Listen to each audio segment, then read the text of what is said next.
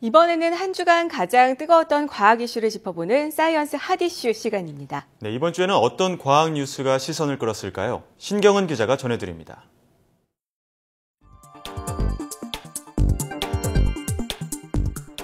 사이언스 핫 이슈, 먼저 5위입니다. 인류의 가장 오랜 진통제, 아스피린의 새로운 효과가 속속 밝혀지고 있습니다. 최근 저용량 아스피린을 매일 복용하는 여성은 임신 성공률을 높일 수 있다는 연구 결과가 나와서 눈길을 끌었죠. 심지어 아스피린이 대장암 억제와 예방 효과가 있고 식도암이나 직장암 등 위장관암 환자의 생존율을 높인다는 연구 결과도 나왔는데요. 이 아스피린의 효과를 직접 확인하기 위해 영국에서 대규모 임상시험이 시작됩니다. 영국 암연구소와 국립보건연구원이 지원하는 이 임상시험은 영국의 100여 개 의료기관에서 11,000명의 암 환자를 대상으로 진행되는데요. 연구팀은 대장암과 유방암, 식도암, 전립선암, 위암 치료를 받았거나 진행 중인 환자들에게 매일 아스피린 100mg, 300mg, 위약 가운데 하나를 5년 동안 투여할 계획입니다. 연구팀은 임상시험에서 아스피린의 효과가 확인된다면 값싸고 손쉬운 방법으로 많은 암 환자를 살려낼 수 있을 것이라고 밝혔습니다. 사이언스 핫 이슈, 이어서 4위입니다.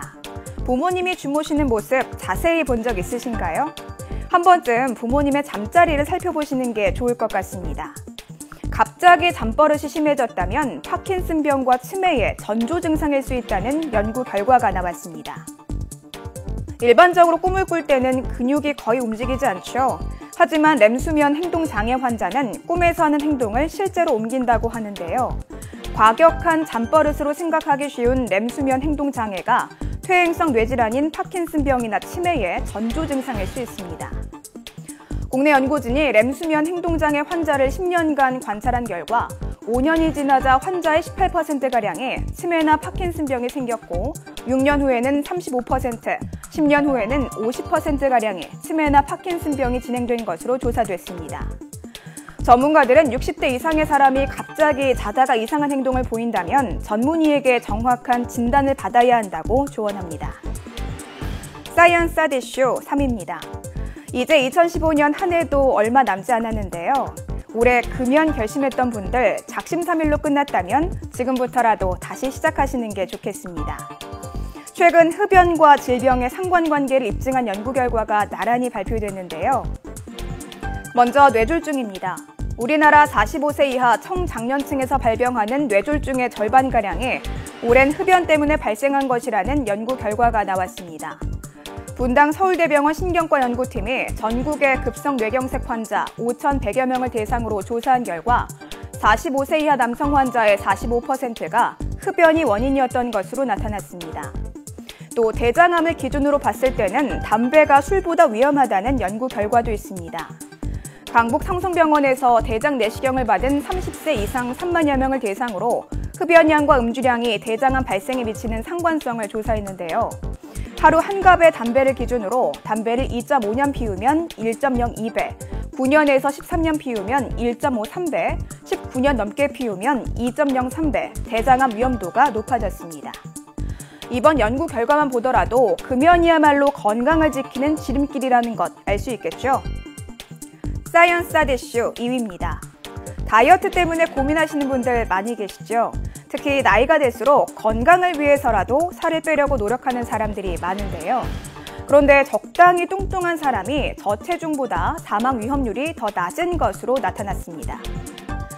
고려대 안암병원 연구팀이 저체중부터 고도 비만까지 5단계로 체질량 지수를 나눈 뒤 사망 위험률을 조사한 결과 적당히 뚱뚱한 사람이 마른 사람보다 더 낮게 나왔습니다. 과체중을 기준으로 분석한 결과 중등도 비만의 사망 위험률이 과체중보다 더 낮았습니다. 또 저체중인 사람은 사망 위험률이 과체중보다 2배 이상 높았습니다. 하지만 저체중인 사람과 정상 체중인 사람의 사망률에 차이가 없다는 연구 결과도 나왔는데요.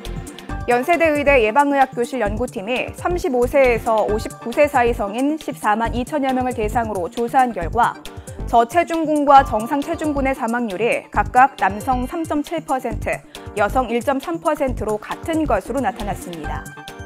체중과 사망률의 상관관계, 어느 것이 정답인지 모르겠지만 무엇이든 적당한 게 좋지 않을까요? 사이언스 핫 이슈, 이번 주 1위입니다. 아이들이 참 좋아하는 반찬이죠.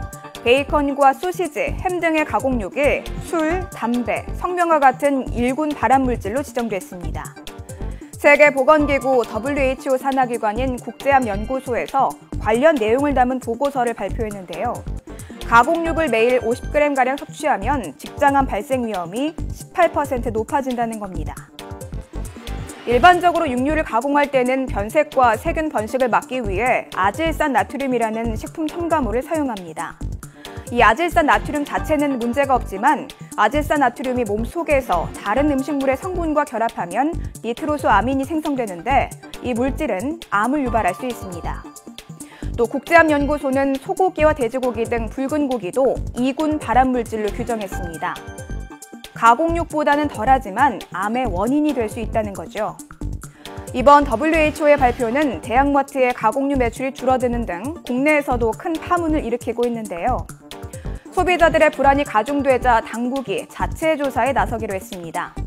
식품의약품안전처가 이들 식품의 위해 정도를 평가해 1인당 섭취 가이드라인을 만들 계획이라고 합니다. 지금까지 사이언스 하디슈였습니다.